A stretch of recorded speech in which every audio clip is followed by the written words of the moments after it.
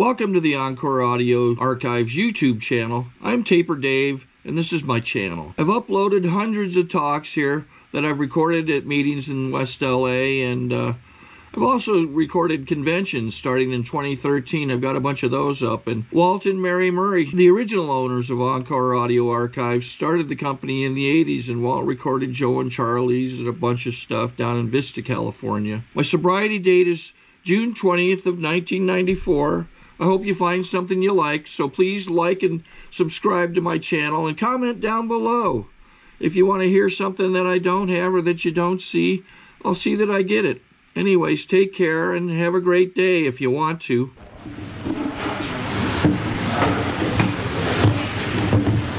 Thank you. Hi, I'm Marty Warner. I'm an alcoholic. And having almost gotten lost getting here and the traffic, but it was okay. It's okay. You know, it's no problem. There are very few problems today. I'm just delighted to be here. I walk in and I see people I haven't seen in years, which I have said for many, many years. I've said that one of the greatest joys of being a member of Alcoholics Anonymous, when you accumulate some time and you've been around, there's almost nowhere you can go and not run into people that you know and have known for a long time, maybe not seen, and this is the case tonight also. And I know I can go to most meetings in Southern California, and there will be people I know, and sometimes I go to conventions out of town and run into people I know, and that's one of the added things that they really don't talk much about in Alcoholics Anonymous.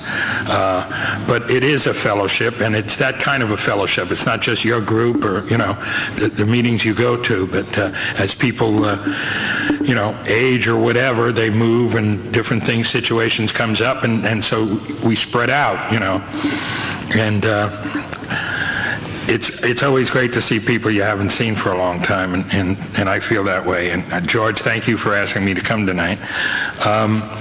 I was born and raised in Brooklyn. Had a guy the other night at a meeting say, "I'm from Brooklyn, New York," and I went up to him afterwards and I said, "Why'd you have to say New York?" There's only one Brooklyn. Must be Jews' night out. There aren't. What about that myth? There are no Jewish alcoholics. I was born and raised in Brooklyn, as I say, and I grew up in Brooklyn, and my folks were Jewish, and I had to go to regular school during the day, and then after school 4 nights a week I had to go to what they called Hebrew school. And for those who are not familiar with the term Hebrew school, it's the Jewish equivalent of our sister of perpetual agony. And I had to go and find out about the Jews. And what I found out, and to give you an idea of how this thing worked all those years ago, even before I started drinking, this is what I heard. The Jews, God chose the Jews, and then from then on, he started zapping them. And it didn't take me long to figure out that if I didn't want to be zapped, I shouldn't be Jewish. So as soon as I was able to, which was in my case because of my dad, I was bar mitzvahed at 13, and as soon as that was over, I stopped being Jewish as far as I was concerned. But I spent a good part of my life after that blaming God for all the things that were wrong and saying that, see, even though I don't claim to be Jewish, I can't get away from it, And everything that came down after that was his fault, which is, as an alcoholic, that's a great thing to blame somebody, It's never my fault, of course. And that lasted for quite a while. I used to run away from home a lot. My dad was a very strong believer in spare the rod and spoil the child. In my case, he didn't spare the rod, and he still spoiled the child, I think. But I was predestined to be an alcoholic, as far as I think, and because I'm not an alcoholic because of what alcohol did to me. This is my opinion. I'm stuck with it, and I believe it. Because alcohol, a lot of things happened in my life. Jails, nut houses. I lived on Skid Row. But that's not why I'm an alcoholic. I'm an alcoholic because I loved what alcohol did for me. Say, when I started drinking, I was 13. I was just past 13 years old. It was before it was my 14th birthday. And the first night I got drunk, it was like heaven. And the reason it was like heaven was because I was able to talk back to my father, and he didn't do anything about it. And that was the magic elixir. Say, I knew that was the answer. That's what I'd been looking for. I was never very good in school, although thank God I was blessed with a decent enough mind to retain enough that I was able to pass all my grades. In New York, instead of getting A, B, C's, and D's, they have the numerical system. 65 was passing, and guess what I used to get? I would just pass. And I never knocked myself out because I knew I was not going to get 100 anyway, so why bother? And part of that came from the way I was treated at home. And my dad would often tell me that I would never amount to anything, that I was no good, that I couldn't think straight, etc., etc., etc. And that was the kind of situation I had at home. I hated one particular day of the year more than any other, and that was Father's Day. And I would not acknowledge Father's Day. In fact, my mother used to buy a card. I'll give an example of the kind of house I came from.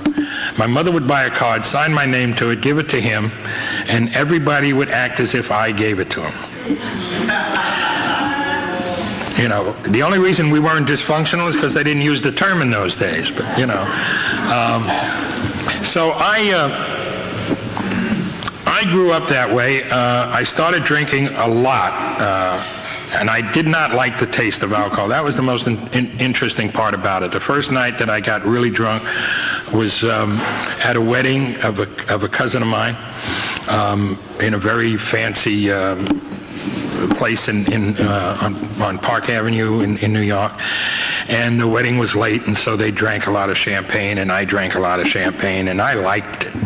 Champagne, I liked it. Tickled my nose, but I liked it. And I loved, like I say, what it was doing for me. But for many years after that, I was searching for what I could enjoy as a drink. And when I say enjoy, it was only the first few drinks I concerned myself with. Because after that, it didn't matter, you know, the way I drank. You know, it really didn't make any difference. I didn't have any more taste left. I didn't worry about it after a few drinks. And I settled on bourbon, and I particularly settled on 100 proof bourbon when I could afford it.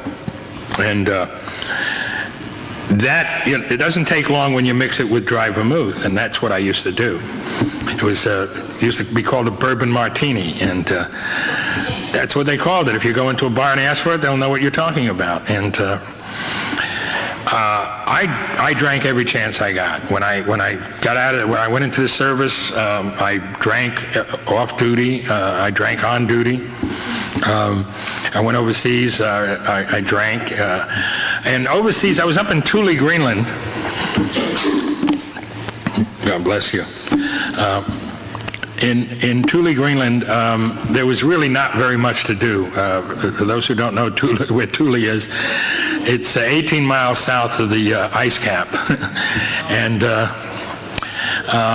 but being a clever alcoholic, the second night I think I was there, I went to what they call the Airmen's Club, and I found that they had this 3.2 beer, 3.2 alcohol, and it was green. And I said, no, I got to find some real stuff. And so I heard about a job I could get at the Officers Club, and I became a waiter at the Officers Club. And it didn't take me long to find officers who didn't drink and buy their booze, their allotment of booze. And they got a nice allotment of booze. And it was cheap, you know. So for the year I was up at Thule, I was pickled most of the time. I got out of service, and I went, my folks had moved to Miami, and I went down there, and I went to work for my father, thinking this might work, right? I mean, alcoholics, the definition of insanity, you know, doing the same thing over and over again and looking for different results. And of course it didn't work, and I eventually finally left there, and I came out here. And the only reason I came to California was because a friend of mine from there came here, and we had corresponded a little bit. And if he had been in Chicago, I might be speaking to a group in Chicago tonight. I don't know. But he was here, and I came here, and I busted out here. I came by bus, and I got off and he didn't know I was coming, and I got off the bus, and I turned whichever direction, and I wound up on Skid Row, and I thought, this is good, you know, for now. I didn't have any money. I drank most of it up on the way across the country. And I stayed on Skid Row for almost a year, for the better part of, it was about 9 months I was down there. And again, let me give you an example of how my head works. And I'm, again, a firm believer that, that this thing is broken. If you be alcoholic like I'm an alcoholic, this thing is broken. And that's not even the bad news, you know.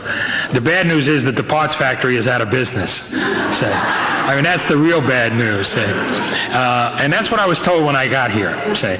But anyway, now you would think, growing up in what they used to call an upper middle class family, my dad made a nice living. We had a nice place to live, a 2-bedroom place in a nice neighborhood in Brooklyn.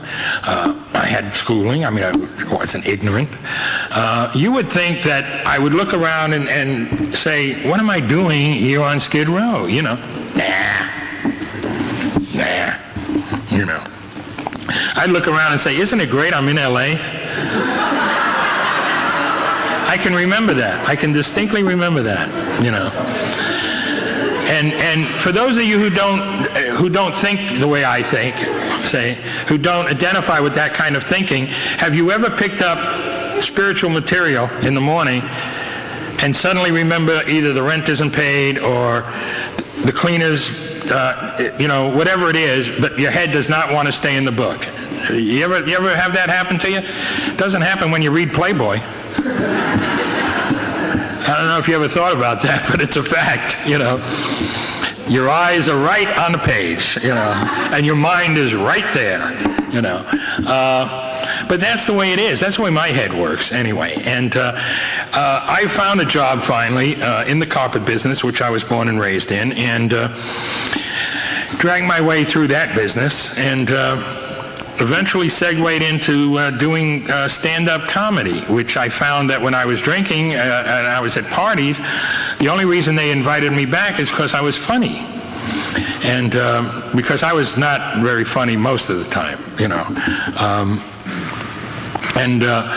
So I decided, I left the business, and I decided I was going to try and be a stand-up comic. And it was an interesting situation. My first job, I went from running a carpet store in Glendale and making a very, very nice living, because I managed the store and I got a percentage and I got everything else going, and I made a lot of money for those days. And I went from that to $25 a week emceeing an open mic night at a club, you know. And it was satisfying to me, you know. I worked one night a week, but I was doing show business, you know. Again, this wonderful thing up here, you know. All I could drink, $25 and all I could drink, you know. And I think I got the better part of the deal. I really do. But that continued. You know, as I say, I've been to jail. I've been the guest of 5 states, 2 institutions. I did stand up for a while and was okay at it. I mean, I wasn't great at it. I enjoyed it, but I didn't enjoy going out of town. And I segued into doing some writing, and I started doing some writing, and then I needed to supplement my income, so I started working again at different jobs. And it was about that time I found Alcoholics Anonymous, and I found it. I'm also addicted to something else that not many people in AA talk about, but it happens to be part of my story. I'm addicted to food, say. The truth of the matter is I'm addicted to out. And it doesn't matter what I get that gets me out, say. I mean, today I can get on the computer and I'm out for 4 hours, 5 hours, you know, without looking up. It doesn't make any difference. So I'm addicted to out, but I was quite large, I think. I mean, I was only 5'9.5", 300 pounds, and I think that was large. And I found this guy who took me to Overeaters Anonymous, and to make a long story short, I got on their diet. It didn't work their program, but I got on their diet. I was out to impress everybody, which I did in a certain degree. But God, God had never, it turned out, and I didn't know this until many years later, but it turned out that God had never abandoned me. The fact of the matter was that God had never abandoned me, see. When I went to this OA meeting, there was an actor there who I recognized and who I got friendly with right away, and being, quote-unquote, in the business, And I decided that he was going to help me with my writing. Now, he didn't know this. But by the time I got to these programs and to these doors, and for some time afterwards, actually, the only reason you were in my life is because you had something I wanted. If you didn't have something I wanted, you weren't in my life. It was that simple. I had no time for you, say. And Mike had something I wanted. And as it turned out, he did open up a couple of doors for me. But what he did most for me was he told me that I had to go to at least one AA meeting a week. And my reaction to that was, I don't have that goddamn problem, Mike. And he said, well, I don't either. But my wife is a member of Alcoholics Anonymous, and she's been sober 7 years, and I go about once a week, and it really helps this program here.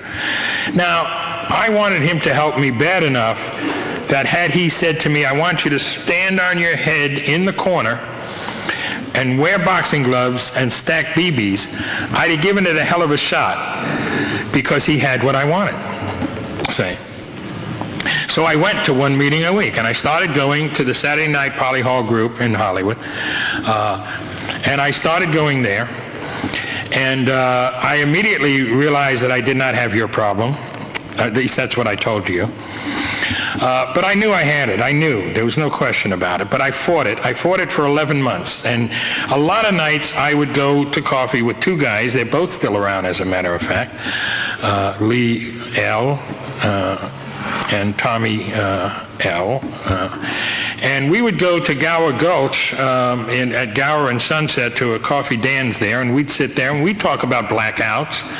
And I would say, yeah, doesn't everybody, and 502s, those are today called DUIs, for those who are young.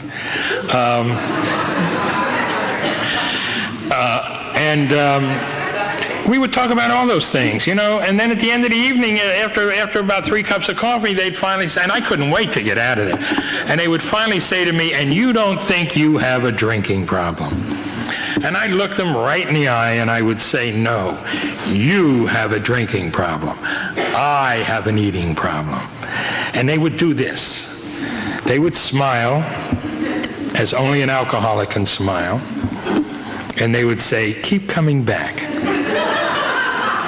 And I would be so angry that I'd get in my car, and immediately getting in my car, before I was out of the parking lot, I'd flame up, because I always had a couple of joints in the car, say. I would flame up, and I would be loaded by the time I got home, because I knew they knew, say. And one night after 11 months, I made a fatal error. I went to a Sunday night meeting, say. And there was a gal speaking who I finally heard my story, say. A few nights later, it was my birthday. It was a Tuesday night. My birthday was on Wednesday, and for some reason, this guy that I knew that I'd come out to see threw me a party. And I went to that party, and I walked in, and there was my drink waiting for me, because he knew what I drank. He introduced me to it. And in my mind, I thought, you know what? I got to find out. I'm going to do something I have never, ever, ever even considered. And that was to try some controlled drinking. Because you had told me about controlled drinking, say. I didn't know anything about it. Had not ever tried it. Was not interested in it. Went out to get drunk. Was not interested in a half-ass job. I had to get drunk because I couldn't stand who I was and what I was. And I couldn't stand, of course I didn't really know that. What I believed was I couldn't stand you, and booze made you more palatable. And I tried some controlled drinking, and of course I failed miserably. And I sort of came to the next morning. I called this guy whose number I had from AA, and I said, I think I need to go to Alcoholics Anonymous for me. And he said, well, we've been waiting for you. You know, we have a seat for you with your name on it. And I started going to Alcoholics Anonymous meetings, and my very first AA meeting was on my birthday. It was on my natal birthday. Now, on March 22nd, I will be 61 years old, and I will take a cake for 27 years. Now, that's impossible. The only reason I do that is because nobody applauds me for not jumping out of a 30-story window either, you know. For a long time I did this because I really didn't believe I had a choice, say. I thought, you know, because I didn't want to die. I finally gave up because I didn't want to die. When that night happened and I knew what was going on, I didn't want to die anymore. But I got sober that day, and I came to Alcoholics Anonymous, and I was not what you would call a model pupil. I was filled with rage, you know. I had no use for people, didn't trust people, and that's the way it was. So I got this guy as a sponsor, and I did what he told me. I did something that I had never ever before in my life considered, with the exception of when I was either on a job and I really needed the job, or I was in the service. Well, that's not true. In the service, a couple of times I didn't do it. But and what I'm talking about is, for the very first time in my adult life that I can really remember, I allowed another human being to override my best judgment. Now, if you're new to Alcoholics Anonymous, or you've been going in and out and have had problems with it, I would suggest you try that. Say, find somebody who you want what they have, to whatever degree you want it, and I would suggest that what they have that you would want would be their sobriety, not necessarily their lifestyle, and ask them to be your sponsor, and then whatever it is they suggest when it comes to AA, you do that. You know.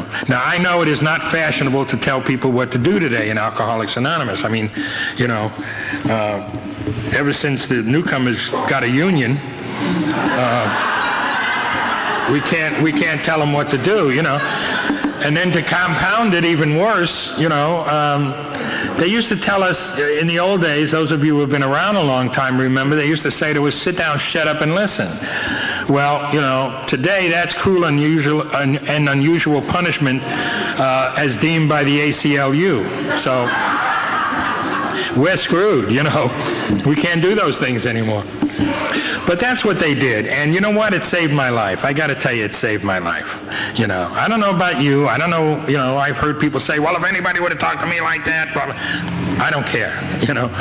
This is my story. When you get up here, you tell your story, you know. It saved my life. The people who cared enough about me, who loved me enough to tell me the truth, knowing I was not going to like it, those are the people who loved me, and those are the people who saved my life. And what happened for me was that there was a part of me, even though this thing up here was yelling and screaming and, you know, all kind of profanities at you, there was something in here that kept saying, they're right. They're right, say. And so I would do it. I did not buy the book nor read it my first year because my sponsor didn't tell me to. Say. I did not go out on 12-step calls because he didn't tell me to. I didn't volunteer for any service because he didn't tell me to. What he did tell me to do was, my job was to get to a meeting every night in a week. I said, why? He said, because you drank and used every night. I said, oh, okay. He said, you're going to sit in the front row. I said, why? He said, so you don't look around a room to see who you're going to hit on later. Say, you pay attention to the speaker or to whatever's going on up front. I said, okay. He said, you're going to go to meetings during the day, too, when you're not working. I said, why? He said, because you drank and used during the day. But you have to work, so, you know, when you're working, you're working. When you're not working, you go to meetings. I said, okay. I was not a happy camper. I would come to meetings, and I would do as little as possible. Say, but I stayed sober. Say, I stayed sober. I didn't drink, I didn't use, and I did have a problem with drugs as well. I love downers. See? I mean, I really love downers. Alcohol is a downer, too. And did not like speed. Didn't want to rush for anything, you know. I had no desire to speed up my life. I mean, it wasn't that good that I wanted to speed it up, you know. That's the way it was for me. And so I did all those things, and I stopped doing them when I got to AA, and I haven't done them since. But anyway, I did, begrudgingly, I did those other things, you know. I used to say that I'm Marty Warner, my name is Marty Warner, and I'm a reluctant alcoholic. And that's the way I felt. And I was filled with rage. And I took a cake for my first year. I didn't want to take a cake, but a guy named Milton M., at the Monday night meeting, he lives up in Canada now, Milton was the secretary, and he knew it was my birthday, and he said, you're going to take a cake? And I said, I ain't take no cake. And he said, why not? I said, because I didn't do nothing. What am I going to take a cake for? And he says, you take a cake to tell everybody else that it can be done. And then he called me all kind of selfish, self-centered names. And I said, okay, I'll take a cake. And I liked it. So I took cakes. And at the end of the week, I took a cake at the Saturday Night Poly Hall group. And I thanked everybody, and I said, this is a wonderful, marvelous program. Keep coming back. And I got in my car, and I drove to SC Medical Center, neuropsychiatric ward, and I begged them to put me away. And the guy said, why? I said, because I took a butcher knife to kill my father 3 nights ago, and I've been clean and sober in Alcoholics Anonymous for a year. And he convinced me that I did not need to be locked up. See? He said, well, why? Did you do it? Did you do it? I said, no, you wouldn't open the door. And that was true. He wouldn't open the door. I was on the other side of the door. And I sort of got the same reaction from him. And I said, well, you get in my car. I'll take you over there. I'll show you the door, you know. I had to pay for that door, too. So he convinced me that I didn't need to, that I could go on the outpatient clinic. And he said, I'm going to give you this prescription. And I said, no, you don't understand. I said, I can't take anything that affects me from the neck up. I'm an alcoholic. I told you, I'm clean and sober in AA for a year. And he said, oh, this isn't habit forming. And I picked up the ashtray and I threw it at him. And it was a big glass ashtray. And he knew I meant business, and he got a little frightened. And I jumped up out of the seat, and I went running down the hall to leave because I knew I wasn't going to get anywhere here. And I never forget what I said, because it sort of capsulized my MO for many, many years. I shouted out as the nurses came running up, as orderlies came running up, I shouted, my name is Marty Warner, and if I kill someone, it's your fault. Because I came and asked for help, and you wouldn't help me. So in those days, and today too, there are still, thank God, most doctors are learning, but there are still many doctors who think that alcoholism is nothing more than a Valium deficiency. So, you know. And so I left there, and I went outside, and I knew I was in deep trouble. Because, I don't know if you were listening, but the nut house had just rejected me. And if you really want to know what rejection is, you know, it says we go to any lengths, you know. And I looked around, and I knew I was in trouble. Now, I hadn't, again, God was not in my vocabulary all this year, say. I mean, you said, God, grant me the serenity. I said, grant me the serenity. You said the Lord's Prayer. I just stood there. But this night, I knew I was in trouble, and I had no other choice. I knew I didn't have any other choice. And so I did something a nice Jewish kid from Brooklyn isn't supposed to do or wasn't taught to do. I got on my knees and I prayed. And I was crying. And I hadn't cried since I was 14 years old. See, I stopped crying to show my father that lucite strap he used to hit me with wasn't hurting me, say, and I stopped crying. But I was crying like a baby, and I remember the only thing I said that night was, if you're there, God, you got to help me. If you're there, please help me. And then I heard this voice, and again, this is my story, so, you know. And his voice came from inside, and it simply said, if you stop fighting, I'm here. And something came over me. Now, I'm not a born-again anything. I'm not into that. That's not where I'm going with this. But I got up, and on the way to the car, I suddenly was totally aware of so many things that I had heard not only in AA but in my upbringing. In a Catholic church I used to go to with one of my best friends was a Catholic when I was growing up. And I knew certain things that were undeniable to me that night. And one of them was that I am my Father's son and that my Father loves me. God. And so I made a deal with God that night. Now, if you're coming from where I came from, and you're running the streets a lot, and you're getting away from the cops and doing all those things, which I did for several years out there, when you're caught, the only thing you can do is try and make a deal. And I felt caught. I realized why I did not really apply myself to this program that night, and that was because I had read the third step. And the third step said to me, you give your will and your life to God. Yeah, right. First of all, I was not interested in God, and second of all, I didn't give anything to anybody unless I knew I was going to get something in return, and I had to know that going in. So I subconsciously believed that I was not going to stick around anyway for any real length of time. The miracle was that I was sober a year. I was sober a year and 4 days that night. But I made a deal with God because I felt God, and I knew God was there. And I said, okay, Father. And I called him Father. And the reason I called him Father, because most Wednesday nights, I played poker with guys in AA, including my sponsor, which allowed me to play. That was our AA meeting. And they talked a lot about God, and they called him Father. And I talked a lot about poker. But that night, I called him Father, and I said, okay, Father, I'll make you this deal. I will no longer try and go over. I will no longer try and duck under. I will not try and run around. I will walk through and I will take everything you got to throw at me, good, bad, or indifferent. Now, I have no idea where that came from except somewhere in here, But that's the way I took the third step that night. I will take everything you got to throw at me, good, bad, or indifferent. And for about 6 months, my life got terrific.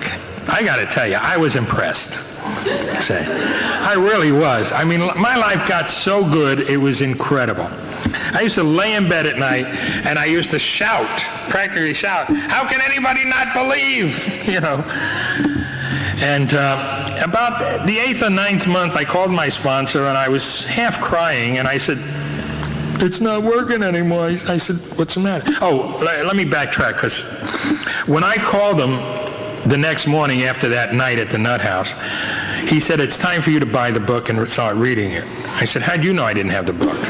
He said, I knew, I said, why didn't you say anything? He said, would it have helped? I said, no. He said, that's why I didn't say anything. You have to come to this thing the way you come to it. So he had given me certain things to do, which I was doing, and like I say, my life got terrific. But on this particular night, I called him, and I was really half out of my mind because life was not working that well again. And I said, what happened, man? What happened to that guy? I was so, so happy for all those months. It was so great. And he said, well, let me ask you a couple of questions. He says, are you still getting on your knees every morning and praying to God? And I said, well, not every morning, no. He said, no. I said, no, not every morning. I do it, but I don't do it every morning. I forget sometimes. He said, are you still reading the book every day? And I said, no, not every day. I got through the book, and then I don't read it every day. He says, are you making your phone calls every day? And I said, again, no. I make calls, but I don't make them every day. And he said, I'll make you a deal. He said, I will make you this deal, and I will make you this promise. If you go back to doing what you were doing when you were feeling good, you will again feel good. And that has never, ever left me, and it has never let me down. And periodically over the years, I do find myself, as Milton would say, back in the front seat, driving the limousine, and I find every pothole in the road. And I have to remember one more time to go back to doing what I was doing. I lost my dad in 1974 to cancer. And I had just made friends with him about 8-9 months prior to we finding out he had cancer. And he died 3 months later. And we had a good relationship. When he died, we had a good relationship. Now, God has a strange sense of humor. My father died June 16th, 1974. That was Father's Day. That was the day I never would acknowledge. Say, I will never forget Father's Day. I jumped back into the program very hard after that. Say, I lost my mom back in August of this last year, after a long, long illness, and immediately afterwards knew that I had to get some more commitments because of where my head was at with it, and because we had a good relationship for a lot of years. This program has turned me around. If it could be more than 180, it would be more. I don't know. I can't tell you, but it is incredible for me. I found a job working for the studios as a driver. I didn't find it. Somebody on the program helped me get it back in 1972, and I worked there for 20 years on and off. 20 years. I lived in the same place for 14 years. I finally had to retire, a medical retirement. I had my knee replaced back in '92. I had a little accident on a job. It was a military thing that happened when I was a kid. I had surgery, and it got worse over the years, and it finally had to come out. But there was a little accident, and that's why Warner Brothers took care of it. And Back 11 years ago, March 22nd, and I don't say this out of vanity or anything else. I only say this out of the fact that anything is possible if you're a member of Alcoholics Anonymous and you have a desire, and God has given you any kind of a gift in that area at all, and you have the willingness to walk through and do the legwork, you can become something that you want to be. And what I decided at just approaching my 50th birthday, that I wanted to be an actor. Had no training, had nothing except I had done some stand-up, I had done some writing, little things like that. But I just had a feeling, and I didn't like the new contract with the Teamsters at the studios, so I decided I was going to have to find something else to make a living as I got older. And as it turned out, I started doing that, and I would work as an actor when I could get a job, and I would work as a driver when I couldn't get a job, and that was my waiter's job. There's an old joke in Hollywood. You ask somebody what they do for a living, and you say they're an actor. They say they're an actor. You say, "Oh, what restaurant do you work in?" Well, that was my waiter's job, was driving for the studios, after '92, I couldn't do that anymore because of the disability I had, because of my leg, and I couldn't be a driver for them anymore. Not that I don't drive, but I can't drive for long distances or jump in and out of trucks and all of that. I have found a wonderful life in Alcoholics Anonymous. I was not overexcited about being a studio driver, although it gave me a very nice living, and it was a very simple job, very easy, I made a lot of friends, males, females, had a good relationship with my dad before he died. Like I said, we mended that fence. My mom, the same way. I was able to be there for her for a long time before she died. She was in a nursing home for 5 years. That was not fun. And the strength I got from Alcoholics Anonymous. I went through a lot of pain, as everybody does in AA, But you taught me how to handle pain, see. You taught me how not to run. You taught me how to apply these steps. You taught me how to go out and grab a newcomer. You taught me how to pick up the phone. You taught me how to wash coffee cups, set chairs, put them down, things like that. Say, you taught me how to do that. I'll give you one good example of the kind of person I used to be, even in sobriety. I was sober about 4 years. It was Thanksgiving. I was in a very foul mood. I went to on a street called New Hampshire in Hollywood. There was a big meeting. It's a gay meeting now, but it wasn't a gay meeting then. Not that that's any one way or another. It just happened to be like that. And like a lot of places, they had a Thanksgiving dinner, say. And I went there and I had my dinner, and I was in a foul mood, and somebody suggested I go in the kitchen and wash cups and stuff. And I won't use the language I used that night, but I told them what I thought of that idea. And I decided I was going to go to a movie, and I went to a movie on Hollywood Boulevard next to Coffee Dan's. by Highland is now a McDonald's restaurant.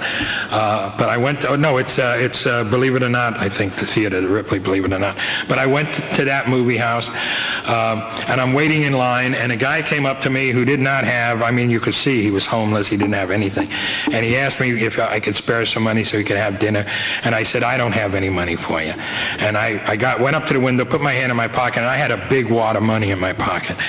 And I bought my ticket, and I felt so bad that I ran after this guy, and I said, you really want something to eat or you just want a drink? And he said, no, I haven't eaten. And I took him into Coffee Dan's, and I bought him a Thanksgiving dinner, and I paid for it, and I said, under no circumstances are you to give him his money back if when I leave here he gets up and leaves and doesn't want to eat.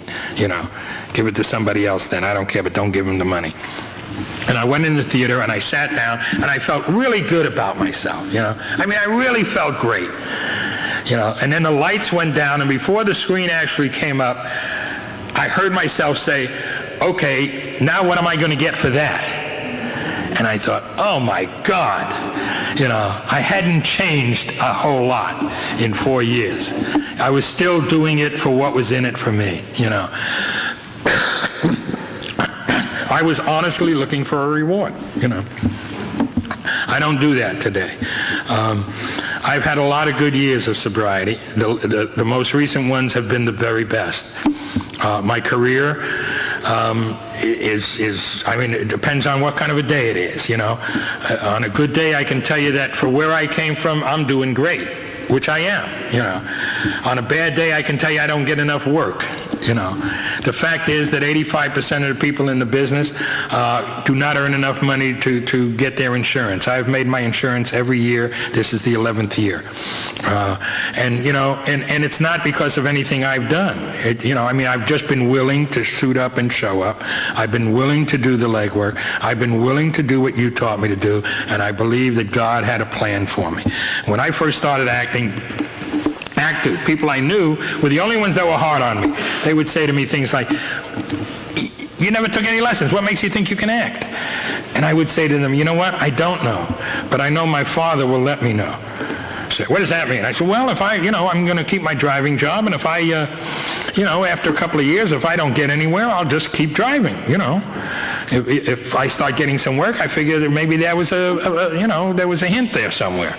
And doors would open little by little, not anything great. Nobody, you know, I'm sure nobody in this room really knows, you know, maybe art, or, you know, because I know art, but otherwise, you know, I mean, you don't see me a whole lot, you know, but I work enough, you know, I work enough. And I got to tell you, I'm like a kid in a candy store.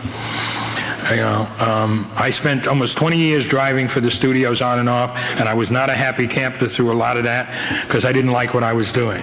I've been doing this now for 11 years, not 100% like I say, but I love every moment of it.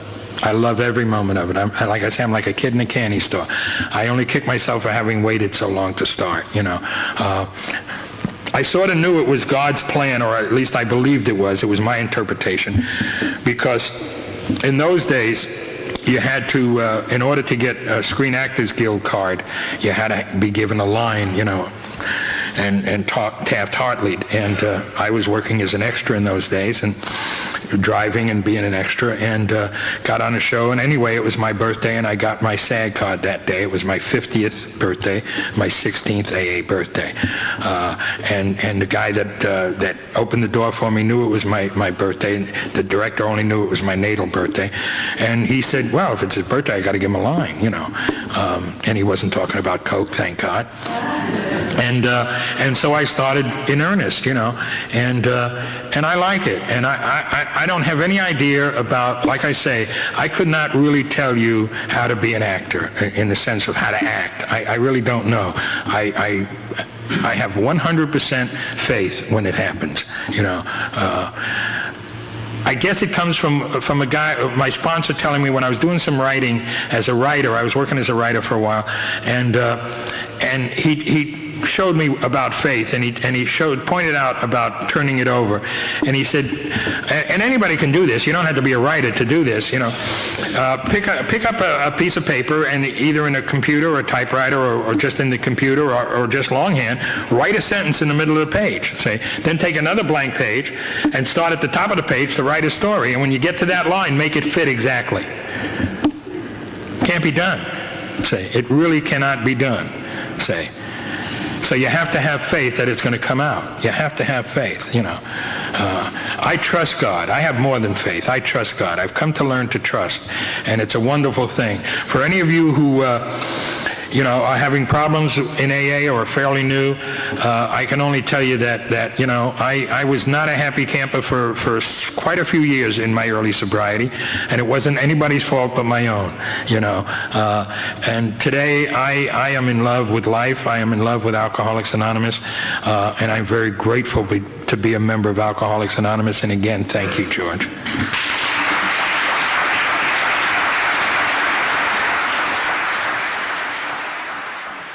I think we got a great talk going on here. Thanks for watching the channel. Taper Dave here. Just curious, do you think this is better than Zoom? Okay, this is how I prepare my drone for launching. I like to do it inside the cab of my truck so I'm not standing outside in the weather. To install the joysticks for control, up and down, right and left, powered on. I have an Android phone that I use to connect it to the drone with, and it's actually controlled through the iPhone, through an app. Oops, wrong way. It's actually controlled through the iPhone, or through this Android phone, through the app. It's actually controlled through the Android phone through an app, and you connect it through this short connection right here.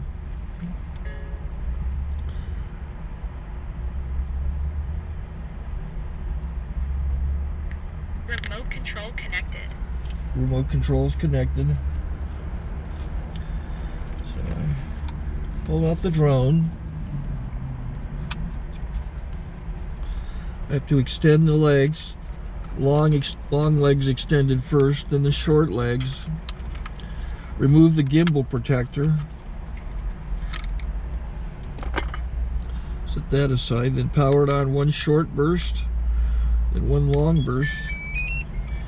I lay it down. So I have to go to calibrate. So the drone's not connected yet. It shows you here as this drone gets disconnected, even though the remote's powered on. So the drone has to establish it's connected. So I go into the app to calibration mode. First I'll calibrate the remote controller. Start calibration. Out, in, oop, out, in, up, down. And then this little wheel is to control the gimbal. So it's calibrated. Go to gimbal calibration, start calibration, and then it calibrates the gimbal. I don't know if that shows up. The gimbal's moving all over the place. Changes, you can see it on the video. And I'm calibrated to take off. It's acquired 7 satellites at the moment. There are 26 satellites up in the sky, which it has to acquire before you can take off. So it's connected. It's got enough satellites. This is white. I can go to press this little arrow button, swipe right to take off, and it would start the motors if I slid this to the right. But I'll wait till I get outside. Don't want to do it inside.